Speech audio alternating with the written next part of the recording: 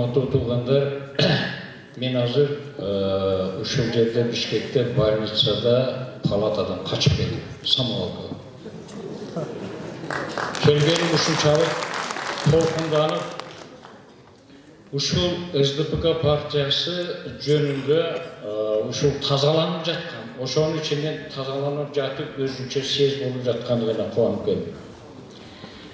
Мени чындай эле айтайын, ошол жерде отуруп, конференцияда отуруп, шайлаштыбы, шайлашпадыбы билбейм, ушул жерде оргкомитет, ушул менен номер 1 партбилетимди сыйлап чакырды го дейм.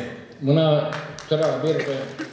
Турганыңызда сиз даярдансаңыз, тиги Аскар мырза партияны түзүүдө Сооронбай Садыкович ал мезгилде Жогорку кеңеште айыл чарба бөлүмүн башкарчу мага телефон кылып калды, сен келип кетпейсиңби деп. Мен Бишкекте жүрөм десем, анда мен Жогорку кеңештин астында тепкичтердин астында күтүп турайын, тез келип калдым.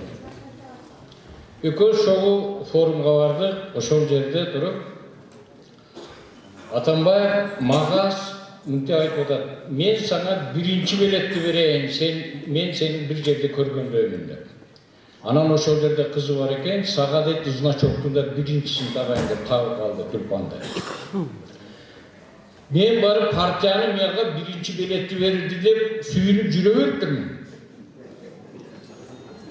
Ал жака барып, түнү күнү делолорду уюштуруп, мына биздин ардыбызда жаңы Шакиров чыгып сүйлөдү, устаттын өзгөрүшүндө. Мына ушулар күбө, ыйлап сыктап жүрөттү. Кийин көрүп акырын карасам, номер 1 билетте СДПК юк деп жазылып турат. Элже, тура. Көрсө партияны түзүп атканда бөлүптүр Кыргызстанды. Север юк деп. Север өзүнчө, юк өзүнчө. Ошондо бир кирдеди. Андан кийин партиянын башталышында ушул жерде Кыргызстанда Бишкекте пленум болуп атканда мас жүрөт трибунада. Андан кийин бул партия, бул жалпы кандайдыр бир адамдардын партиясы эмес, бул жеке адамдын партиясы экендигин билдим. Мен ошондон баштап партия түзүлүп бүткөндөн кийин эсенаман иштей бергиле деп туруп катта аралашпай койдум. Ачык айтайын. Ошондон бери ушул партия номер 1 билет көкүрөгүмдө сакталып турат. Мен айтайын дегеним, тургандар, бүгүнкү күнү каалайбызбы, бүгүнкү күндөгү саясий абал Кыргызстанда чындап курч. Курч болбосо дагы баягы темир ташка курчтуруп аткан мага. Партиялардын баардыгы экиден биригип атат. СДПК партиясы бир партия экиге бөлүнүп атат. Менин ошол жактан ошон үчүн бүгүнкү күндө ушул жерге келген адамдар чыныгы партиянын адамдары деп түшүнүп, эртең боло турган эртеден кийинки партиянын болушуна биз жол беришке юридикалык жактан. Мен ушул партияга эмне үчүн жакындап келдим? Ушул партия ушунчалык мен үчүн кандайдыр бир жаман көргөндөй болуп жүрдү эле. Мезгилинде Сагынбек байка чыкты. Андан кийин Кушбак чыкты. Мен өзүмдөн өзүм сүйүнө баштадым. Партиянын ичинен чыган жигиттер чыгып партияны тазалап жатат деп. Мына ошондуктан караган жашыма кирбестен номер 1 билетимди көтөрүп, мен да ушул партиянын мүчөсү элем, мени кайра кошуп алгыла деп келдим.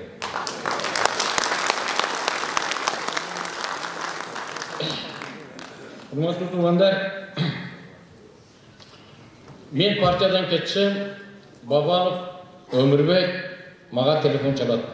Сен келбейсиңби деп. Мен дагы эле ошол кызыкча жерде дагы эле Бишкекте жүрөм. Сүккөр месинде гостиницасында экен, чогуу чай ичти. Бир эле суроо сизге дейт. Сиз эмне үчүн СДПК партиясынан кетип калдыңыз дейт. Мен СДПК партиясынан кеткеним жок, билетим турат. Бирок мен капа болуп атканым, Атамбаев эмне үчүн атаңын оозуна айып, сен бир Баткен областын башкарып туруп келбедиң деп урушпады, ошон үчүн кетип калдым дейт.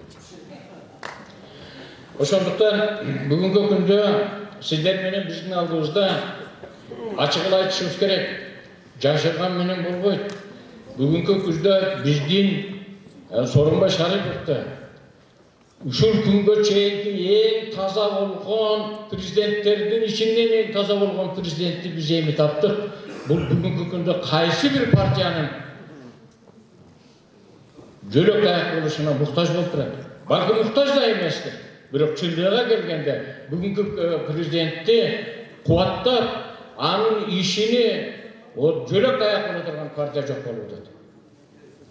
Ошондуктан бүгүнкү күндөгү партия каалайбызбы, мен ошон үчүн чакырып кеткеним. Ошондуктан азыркы күндө мына биздин саясий жетекчилер уюшулат партиянын. Мына ушул жерде кайсы жерде болбосун бүгүнкү күндөгү президентибиздин жакшы иштеринин бүтүн бардыгын кубатка алып, жерлерде биз аны менен ошол жерде кубат болуп иштебесек болбой тургандар. Биз ошондо гана мамлекетибизди таза кылып, революциясыз, эч кандай будуңчаксыз экономиканы көтөрө алабыз. Ошондуктан мен сиздерге атайын токтомдо ушул багытты көтөрүп, Сооронбай Шариповду кубаттай турган мүнөздөгү кандайдыр бир чечимдерди алып, жерлерде дагы менен биз көрүп турабыз чындап эле. Бекеринен айтпайт, мына жогорку кеңеште айрым депутаттар айтып атпайбы, районду жоюп кетсин кереги жок. Чындап эле жоюп кете турган абалда. Эч нерсе колунан келбеген. Биздин ошол жерлердеги партиянын мүчөлөрү жерлердеги акимдерди, шаар башчыларыны түрткүлөшүбүз керек, алдыга каратып, жардам беришибиз керек, иштебесе жолду бошоп кетишибиз керек. Биз мына ушундай милдеттерди алып барышыбыз керек. Бүгүнкү күндө бардык жерлерде учур телефонду ачсаң коркосуң.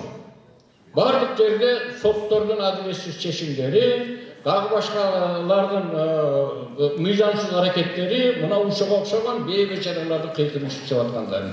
Биз мына ушуга окшогон жерлерге жардам бербесек, элдин жогорку бийликке карата өзүнүн мындай ишеними кетип калат.